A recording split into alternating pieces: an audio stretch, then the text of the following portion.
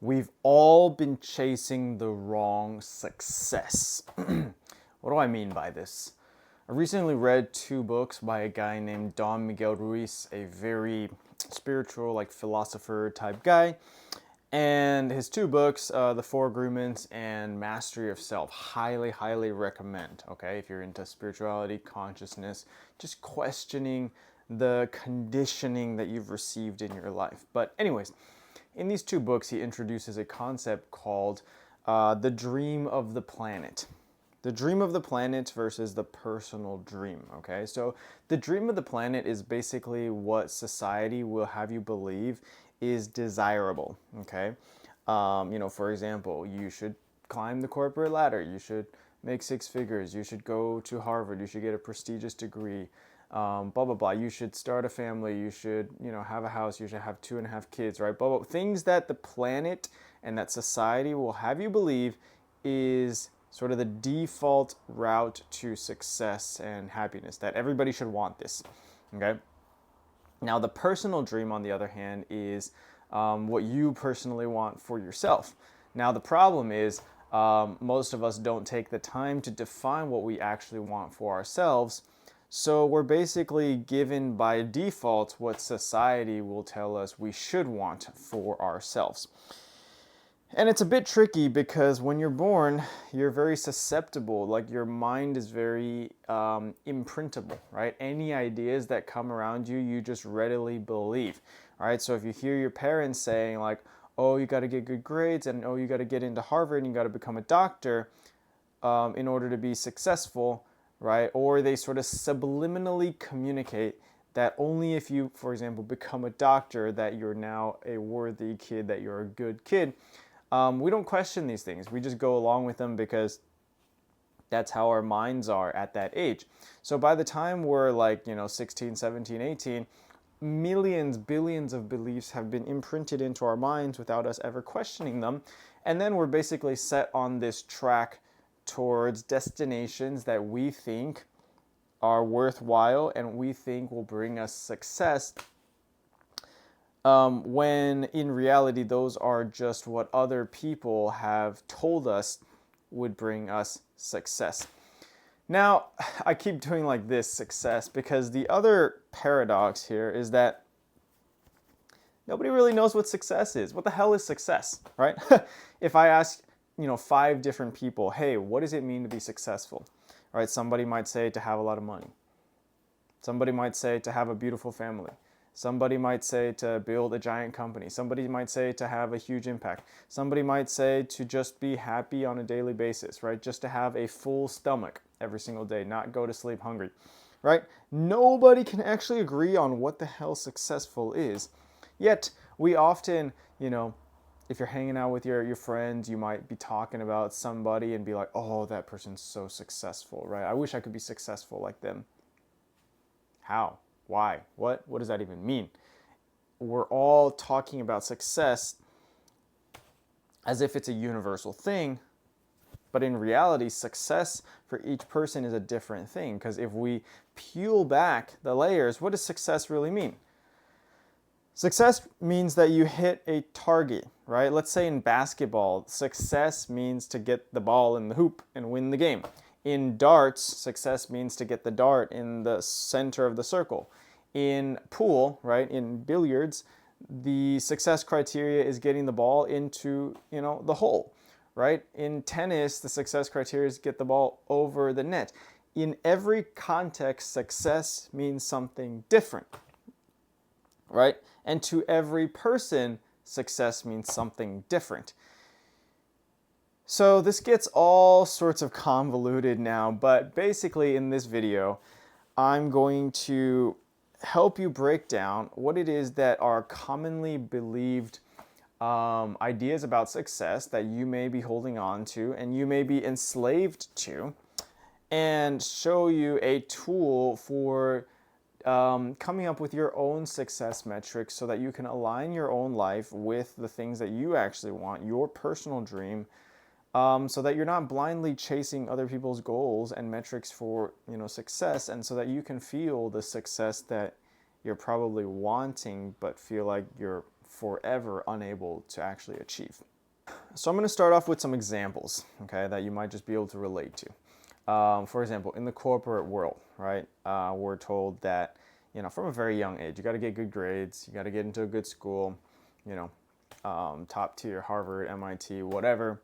You got to get a prestigious degree, right? You got to, get a job that pays well. You got to get a job that has good health insurance and benefits and blah, blah, blah, and good pension and retirement and all this bullshit. That there's a certain path to follow to be successful, right? You can't take a year off to go traveling because that'll ruin your resume, blah, blah, blah, right? In the business world, it's funny because I was in the corporate world and I thought that when I escaped to the business world that I had escaped all the trappings of, these false beliefs and people telling me what I should do.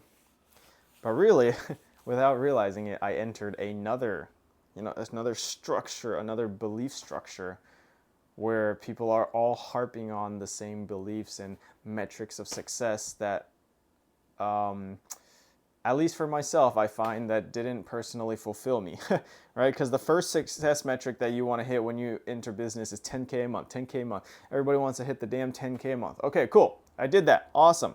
And then it's like 20K a month, 50K a month right now. And then, once you hit those, it's like, 100K a month, right? There's no shortage of people who have made 100K a month at some point, which may sound ridiculous, to some people, some of y'all watching, which may sound like a piece of cake to some of you watching, right? And then once you get to that point, you hear people talking like 1 million a month, right? And at some point you just wonder like, okay, why? Because 10K a month kind of makes sense because that's a practical amount of money that can make quite a big difference in your life. 100K a month is just a ridiculous amount of money that in all practical senses you don't need for your material needs. 1 million a month is just ridiculous. It sounds like a status symbol, like, oh, I did it, right? It's like, cool,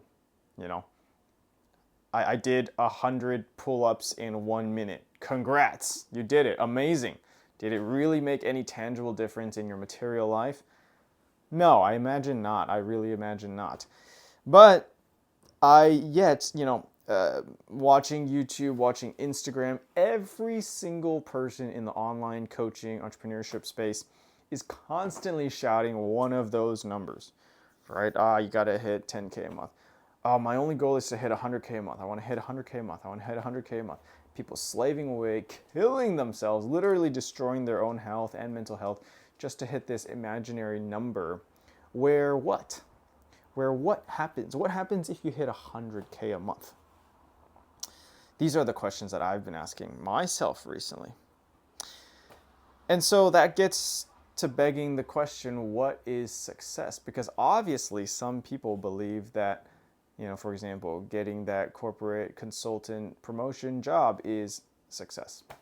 Or some people believe that hitting 100K a month is success. Right? So everybody believes something is success. And everybody's sort of blindly chasing it like a chicken running around headless. So what are people actually wanting? If everybody has a different idea of success, then what is success? And if something like 100K a month wouldn't actually make any material difference in your life, what is it that actually people are wanting? And so going deep into this, I realized that what people really want are feelings. People really want the feelings that they think they'll feel when they achieve that metric of success. Right? For example, when you hit 100K a month, you think you will now be recognized. Like people will look at you and be like, wow, he made it, right? Recognition. You'll feel a sense of accomplishment, which is like, oh my God, like I did it. I did something that maybe other people didn't think I would be able to achieve, right? I feel proud, I feel pride, maybe even feeling of vengeance or redemption, right? Or maybe I feel worthy, right? Because, somewhere along the line I was led to believe that if I made 100K a month and now I'm a millionaire, that now I'm good, now I'm good enough. Now I don't have to carry all the shame from my childhood, right? Or maybe finally my parents will tell me that they're proud of me. Right? There's all of these things that people are actually under the surface hoping to receive when they hit that success metric that they've decided in their mind is what they need to hit in order to feel those things. But the sad part is most of the people don't feel those things when they hit those, right? The people who hit 100K a month, if what they wanted was their parents to tell them that they're proud of them, chances are that's not going to happen. Chances are their parents are not going to give a fuck. Like, oh, cool, son, great, like, yay, right? Like, I'm sure we've all had some sort of version of that reaction, right, from your parents, where you did something you thought was really great, and their reaction was like completely flat. And so, people continue doing this forever. Like sometimes people want to make more money because they think they'll feel more love, right? Maybe more girls will like them, so then they'll get more love. And so they chase promotion after promotion, or try to make more and more money with their business and slave away and kill themselves in the process, not realizing that, yeah, it's not more money that they wanted or a promotion that they wanted. It's maybe the fact that they don't feel loved and they're lacking self-love and they're lacking love in their life.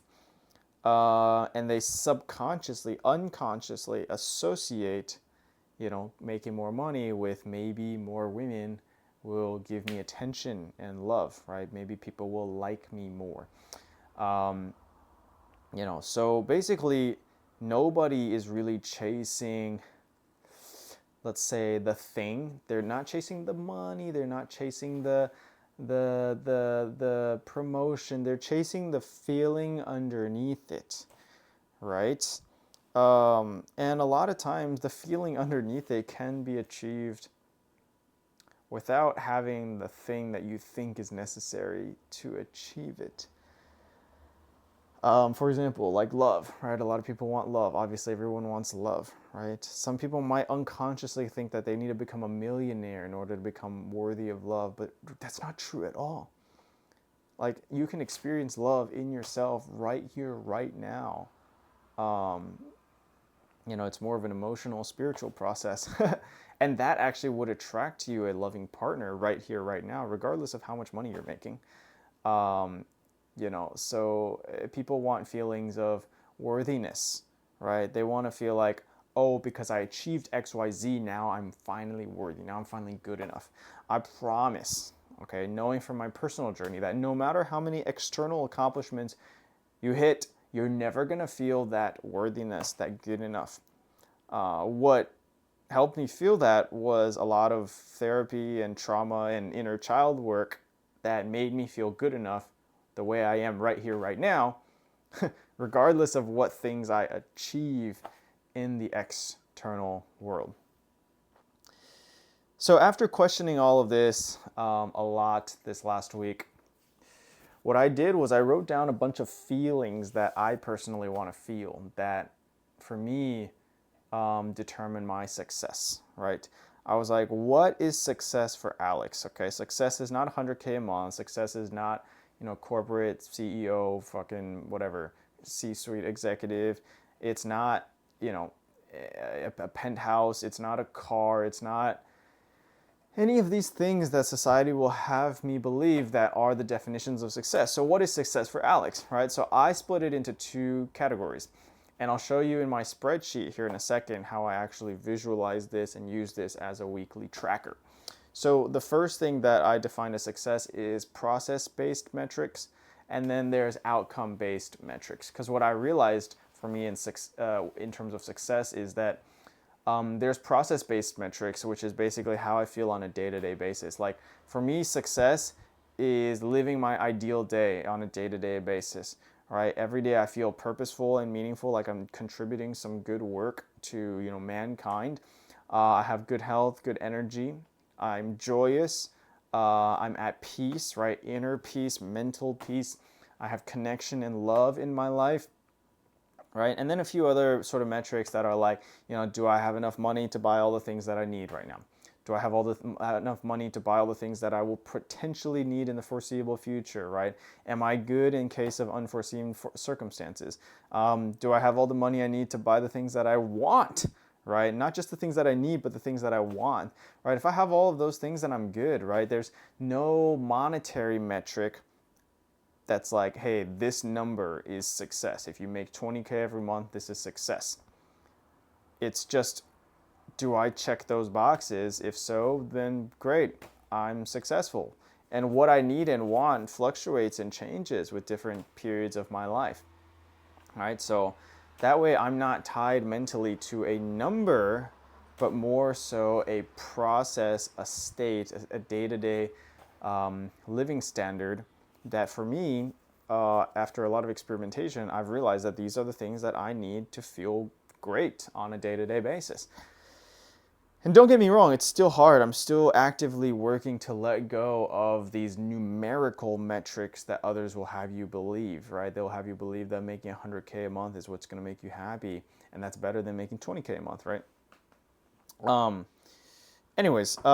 Then there's outcome-based metrics, which are basically like my bucket list, like all the things I want to do, in my lifetime, right? So I wrote down a whole list of countries I want to go to, whole list of experiences I want to have, things that I want to own and things that I want to build, right? Because, these things are worth more than money, right? If I die and I didn't do one of these things, I mean, it would suck. Like you can't buy that with money, right? These are the things, the experiences that I want to have during this life.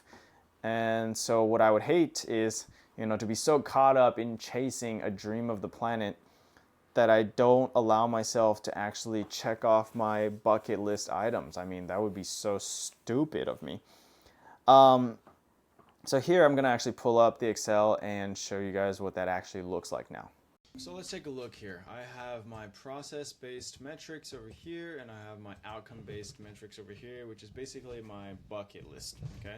So on a daily basis, this is how I want the process of my daily life to feel like, because the emotions are what matters. It's not what I'm doing, it's how I'm feeling, right? So I want to have meaning and purpose, I want to have growth, I want to have health and energy, I want to have joy, connection, love, peace, and adventure. I've defined these things, I've found these things to be the feelings that I want to experience on a daily basis. And so basically what I'm going to do is come here on, I don't know, like a daily or weekly basis and rate these numbers so that I know kind of where I stand, right? On a daily basis, am I hitting my success metric? And then down here I have a few items that I also define for myself, which is, do I have all the things I need materially right now? Right? Food, water, shelter. Can I buy all the things that I want materially right now, right? If I want to buy, can I buy all the things that I want, right? Wanting is different than needing. Wanting is like travel experiences, nice shoes, right? Going to the movies, blah, blah, blah.